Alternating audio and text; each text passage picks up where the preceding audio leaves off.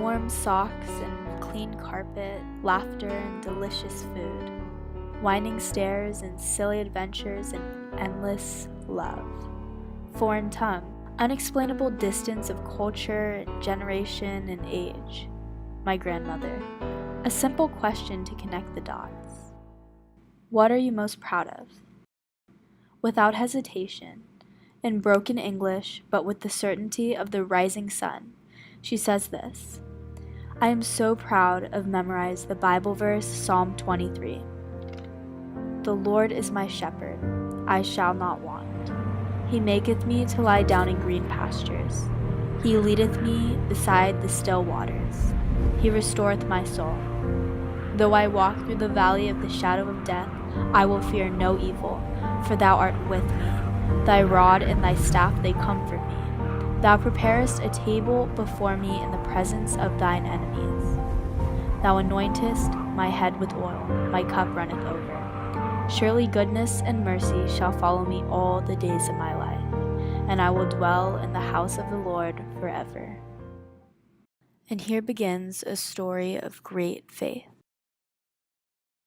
My grandmother, 3 years of age, in biting cold and twisting hunger, is carried by a stranger.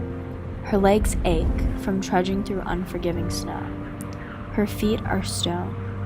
Her tears frozen on her tender cheeks, she looks at the man who carries her through cold. Her mother holds tightly to the man, whom she is reluctant to trust.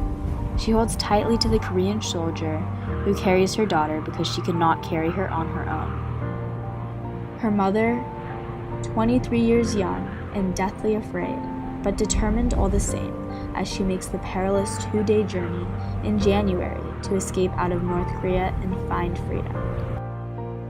It all began when a Christian missionary warned them that North Korea was no longer safe. He explained that North and South Korea would soon split, and that this was their last chance to get out. Without knowing what would come of it, without the support of her husband, who was living in South Korea, my great-grandmother took a leap of faith. I understand now why my grandmother is most proud of memorizing Psalm 23. She realizes that, as she walked through the valley of the shadow of death, through biting cold and howling wind, with no certainty that she would ever make it to safety, the Lord was her shepherd. She realizes that her journey, her immigration, was an act of great faith in the goodness of God and His plan for her, that has changed the lives of her family for generations to come. Through my grandmother's journey, I've realized the importance of faith.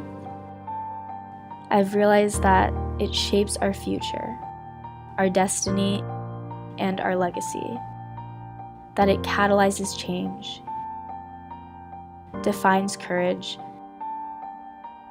and overcomes fear. More than this, my grandmother has taught me the power of faith. That faith can move mountains.